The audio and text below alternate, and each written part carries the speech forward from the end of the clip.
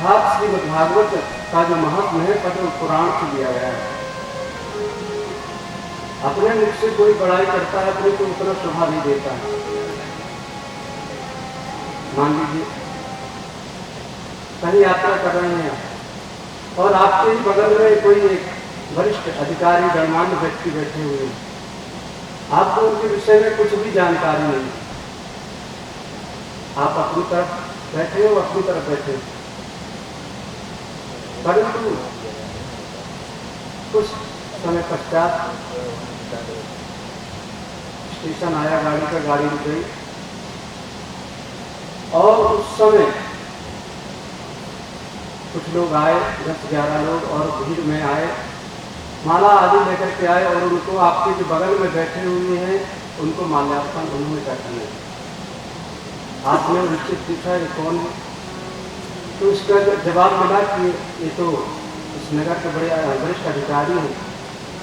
तो आप भी सिर झुकाएंगे फिर और प्रणाम करेंगे। अगर उस समय वो अपने से ही अपनी बड़ाई करते कि नहीं मैं ऐसा हूँ, तो उतना शोभा नहीं देता। परंतु जब दूसरों ने आकर के उनकी प्रशंसा की, उनके विषय में आपको बताया, तो उसका अलग ही महत्व होता है। उसी प्रकार से यह जो श्रीमद्भागवत है, इनकी प्रशंसा पद्म पुराण में गाई है। किसी भी व्यक्ति से मिलना होता है, उसके विषय में हम पहले जानकारी देते हैं। सच्चिदानंद रूपाय विश्वोत्पत्त्यादिहेतवे तापत्रय विनाशाय श्रीकृष्णाय वयं नमः।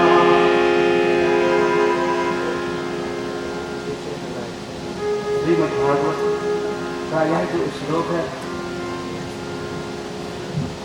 बड़ा महत्व का श्लोक है। और किसी व्यक्ति से मिलने, आप किसी को पहचानते नहीं है और उनसे मिलना भी है, तो उसके लिए सर्वप्रथम देखा जाता है उसका स्वरूप कैसा है, अर्थात उसका स्वरूप कैसा है, उसको पहचानने के लिए सर्वप्रथम उसके स्वरूप की जानकारी देते हैं। तो इस श्लोक में सर्वप्रथम परमात्मा के स्वरूप का वर्णन किया गया है। परमात्मा का स्वरूप कैसा है? सच्चिदानंद रूपाय, सच्चिद आनंद स्वरूप है श्री परमात्मा भगवान। और उसके पश्चात जब स्वरूप को पहचान लेते हैं तो उनके स्वभाव के विषय में देखते हैं, उनका स्वभाव कैसा है, अच्छे स्वभाव के हैं या गलत स्वभाव के हैं। तो तापत्रय विनाशाय, परमात्मा का जो स्वभाव है तीनों प्रकार के तापों को नाश करना, दैहिक, दैविक और भौतिक। इन तीनों प्रकार के तापों को प्रभु नष्ट करते हैं, ऐसा गोविंद का स्वभाव है। इसके पश्चात उनका कार्य क्या है, उनके कार्य के विषय में जानना चाहते हैं कि वो व्यक्ति करते क्या है। तो परमात्मा का जो कार्य है विश्वोत्पत्त्यादिहेतवे, विश्व की उत्पत्ति और उसका पालन और उसका संवाद, ये परमात्मा करते हैं। और श्री कृष्णाय वयं नमः,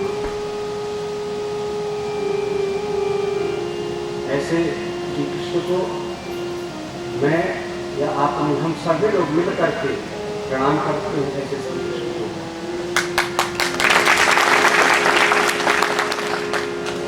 परंतु प्रभु का 2 बार नाम संकीर्तन करते हैं, उसके बाद नैमिषारण्य क्षेत्र में हम लोग पहुँचेंगे और किस प्रकार से शौनकादि ऋषि सूत जी के आगमन में उनकी प्रशंसा करते हैं और उनसे सुंदर प्रश्न करते हैं और सूत जी महाराज उनके प्रश्नों का उत्तर समीचीन रूप से देते हैं। इन सब प्रसंगों को प्रभु का संकीर्तन नाम से कीर्तन करते हैं 2 बार। उसके पश्चात आगे की कथा श्रवण करेंगे। जय राधे श्री राधे प्राण प्यारी श्री राधे। जय राधे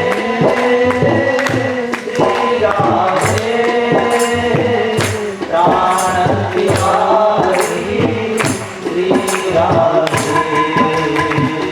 जय राधे श्री राधे। जय राधे श्री राधे। जय राधे श्री राधे रूपधारी श्री राधे। जय राधे श्री राधे रूपधारी श्री राधे। जय राधे श्री राधे। जय राधे श्री राधे। जय राधे श्री राधे अधिक कुमारी श्री राधे।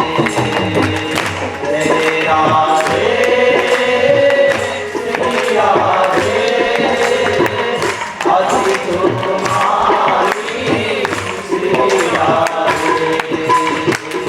जय राधे श्री राधे। जय राधे श्री राधे। जय राधे श्री राधे अतियाल रे श्री राधे। जय राधे श्री राधे अतियाल रे श्री राधे। जय राधे श्री राधे। जय राधे श्री राधे। जय राधे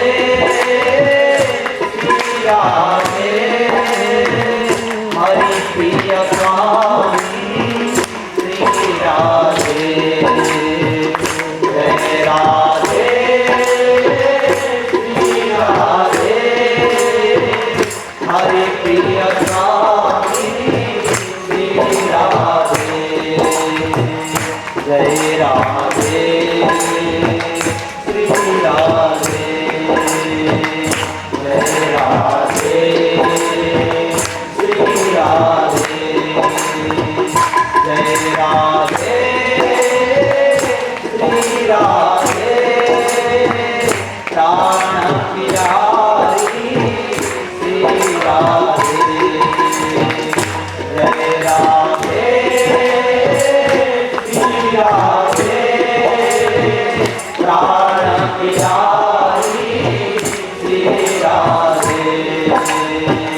जय राधे श्री राधे।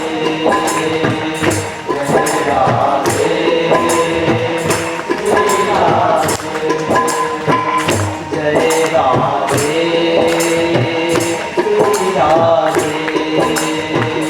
जय राधे श्री राधे। जय राधे श्री राधे।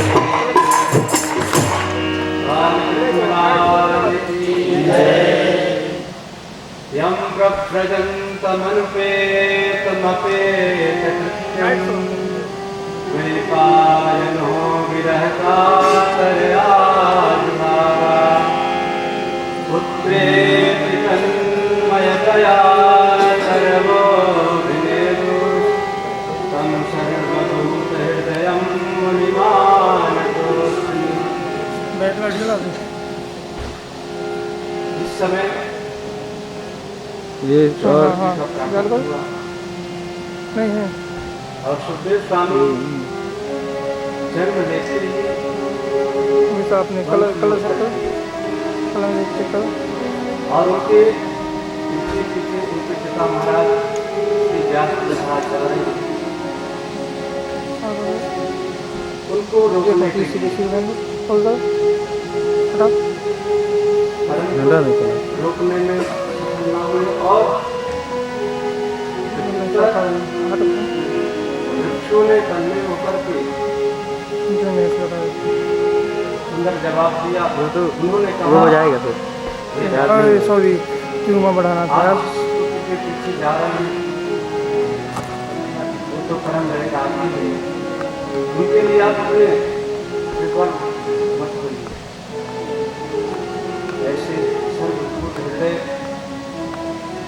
सुखदेव स्वामी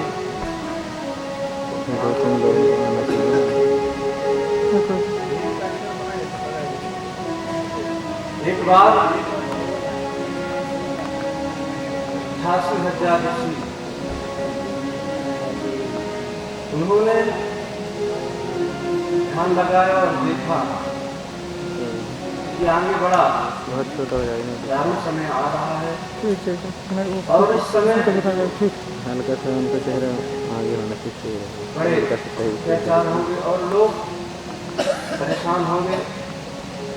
जो सज्जन पुरुष साधु पुरुष हैं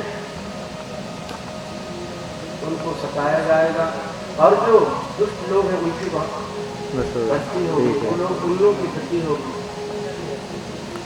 तो इस सब के लिए अर्थात किस प्रकार से संतों का कल्याण और साधु पुरुषों का कल्याण हो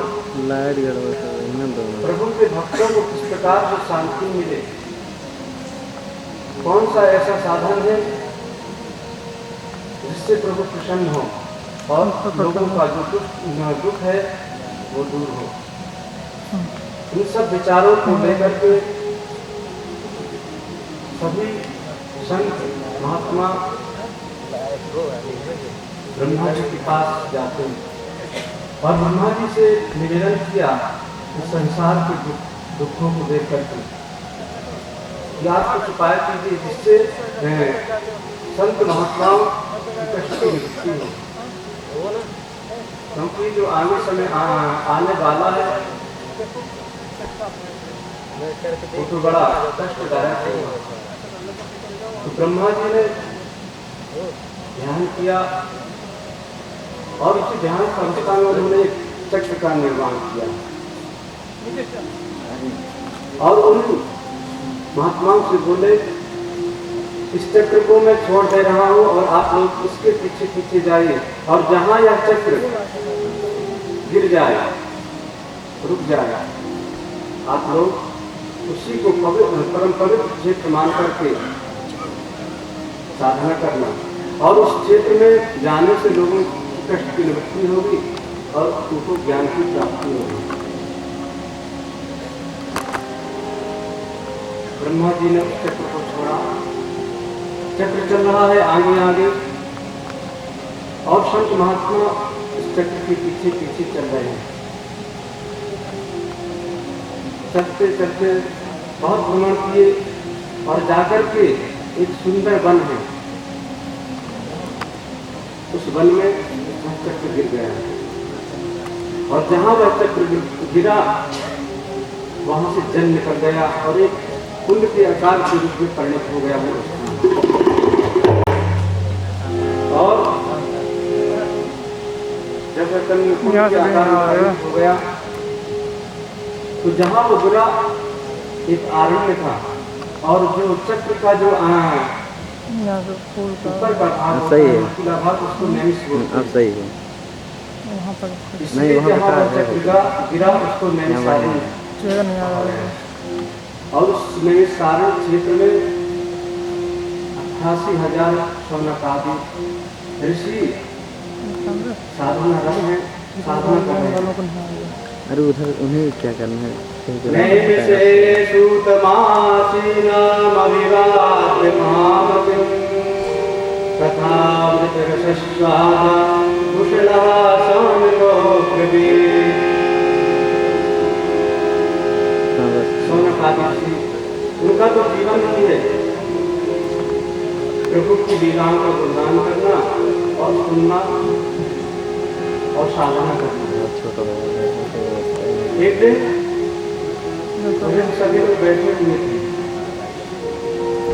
कि महात्मा सूत जी का आगमन तो तुम्हारी कोई सही नहीं आ रही। और एक बात ध्यान दें कि जैसे लोगों की सभा होगी वैसे लोगों का वहाँ आदर सम्मान होता है। आप किसी मूर्खों की कहीं सभा हो रही है, दुष्टों की सभा हो रही है और वहाँ जाएंगे तो वहाँ विद्वान का कभी मान हो ही नहीं सकता है, हंसी उड़ा देंगे लोग, क्योंकि वो दुष्टों की सभा है।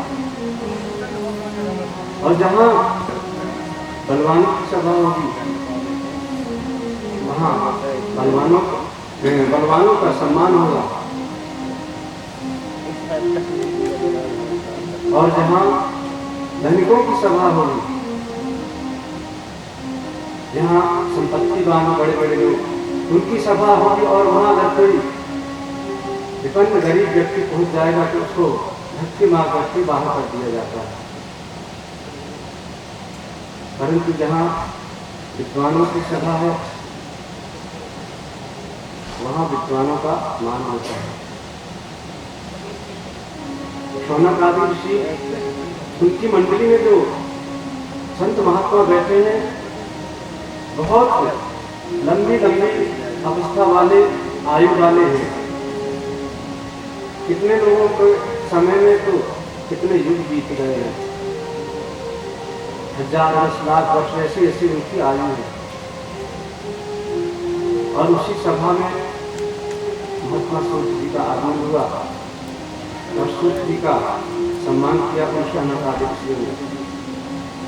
और शौनकादि ऋषि कहते हैं महात्मा सूत जी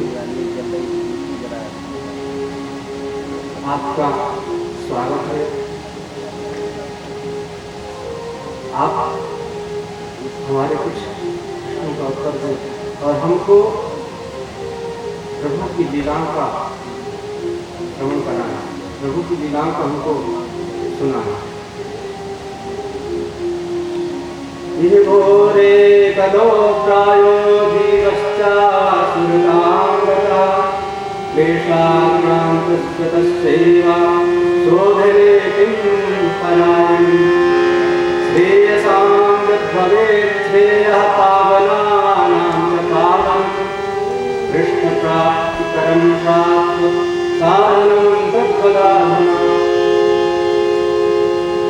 जो सर्वश्रेष्ठ हो और जो प्रभु की प्राप्ति कराने में भगवान श्री कृष्ण की प्राप्ति कराने वाले हो, ऐसी कथा हमको श्रवण कराना। और जिससे लोगों का आत्मबल है और जिससे लोगों का अंतःहृदय शुद्ध हो, ऐसे कथा को हमको श्रवण कराना। चिंतामणिं लोकसुखं सुरद्रुः स्वर्गसम्पदं प्रयच्छति गुरुप्रीतो वैकुंठं योगिदुर्लभम्। आज हमको एक आप कर्णधार के रूप में आज प्राप्त हुए और अगर गुरु प्रसन्न हो जाए तो कोई भी वस्तु कोई भी चीज दुर्लभ नहीं है। इसलिए आज हमको आप प्रभु की लीलाओं को श्रवण कराया। हम सबकी बड़ी इच्छा है। सूत जी कहते हैं प्रीतः शौनक चित्ते ते हतो वच्मि विचार्य च सर्वसिद्धान्त निष्पन्नं संसार भयनाशनम। हे ऋषियों, आप लोग प्रभु के प्रति बड़ी श्रद्धा है, बड़ी लगन है, इसलिए मैं आप लोगों को श्रवण कराऊंगा। वास्तव में देखा जाए तो मनुष्य का जीवन कैसा है? बोले अज्ञान अध्वान विध्वंसा कोटि प्रभा, अर्थात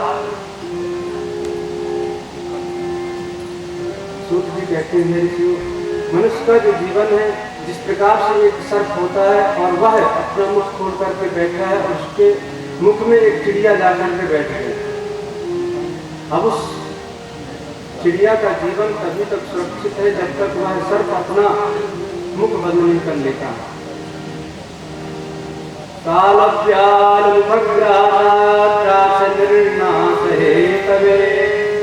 श्रीमद्भागवतं शास्त्रं कलौकीरेण भासितम्। कलियुग में श्रीमद्भागवत का श्रवण सभी प्रकार के अमंगलों को नष्ट करता है और चित्त की शुद्धि होती है।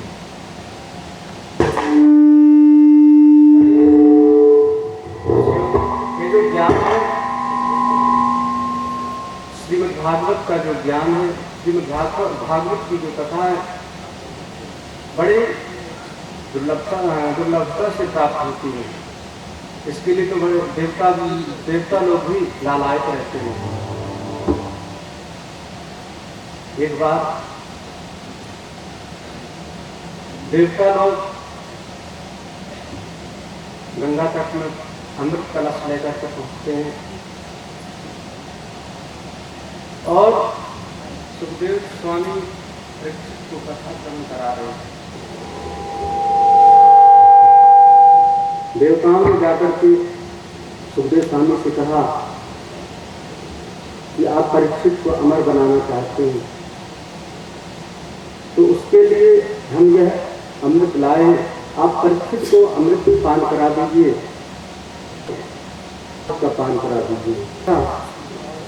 तुम अमृत पान करना चाहते हो या कथा का पान करना चाहते हो? परीक्षित ने पूछा, भगवान इसमें अंतर क्या है? सुखदेव जी ने कहा, राजन, अमृत का पान कर लोगे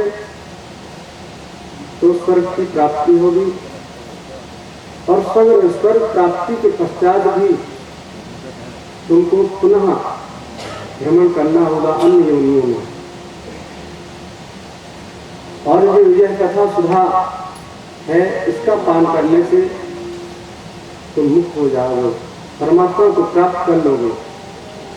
तो परीक्षित ने कहा, भगवान मुझे तो कथा सुधा का ही पान कराएं।